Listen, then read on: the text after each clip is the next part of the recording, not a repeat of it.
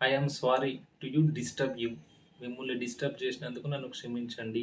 ఎవరన్నా ఒకరు వర్క్‌లో ఉంటారు. వాళ్ళని డిస్టర్బ్ చేసినందుకు మనం జనరల్‌గా సారీ అని అడగాల్సినప్పుడు ఇంగ్లీష్‌లో ఏమనాలంటే దాన్ని I am sorry to you disturb you. మిమ్మల్ని డిస్టర్బ్ చేసినందుకు క్షమించండి. Is something wrong. ఇక్కడ ఏదైనా తప్పు జరిగిందా అని ఇంగ్లీష్‌లో ఏమన్నా సంథింగ్ రాంగ్ అంటే ఏమైనా తప్పు జరిగిందా? May I open the door. నేను తలుపులు తీయవచ్చా? May I open the door. May I open the door. నేను తలుపులు తీయవచ్చా?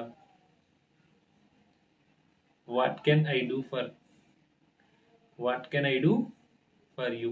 What can I do for you అంటే నేను మీకు ఏ విధంగా సహాయపడగలను.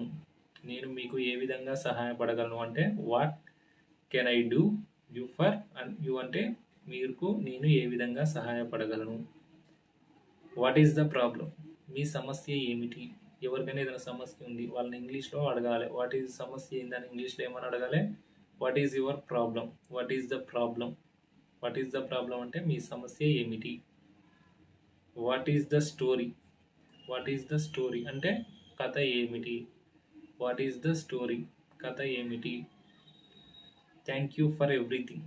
మీకు ప్రతిదానికి ధన్యవాదములు. మీకు ఈ హెల్ప్ చేసినావు, నాకు బండి మీద ఇది దింపొచ్చినావు, నాకు ఆఫీస్ కాడ డ్రాప్ చేసినావు, సామాన్లు తీసుకొచ్చినావు, ఫ్రూట్స్ తెచ్చినావు, ప్రతిదానికి థ్యాంక్ యూ చెప్పకుండా మనం ఒకటే వర్డ్ ఏం చెప్తామంటే ఏమని చెప్తాం మనం ఒకటే word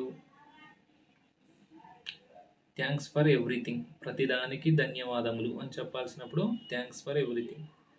will you please help me. దయచేసి నాకు సహాయం చేస్తారా అని ఎవరినైనా అడగాల్సినప్పుడు ఇంగ్లీష్లో ఏమంటాం will you please help me. Will you please help me. దయచేసి నాకు సహాయం చేస్తారా.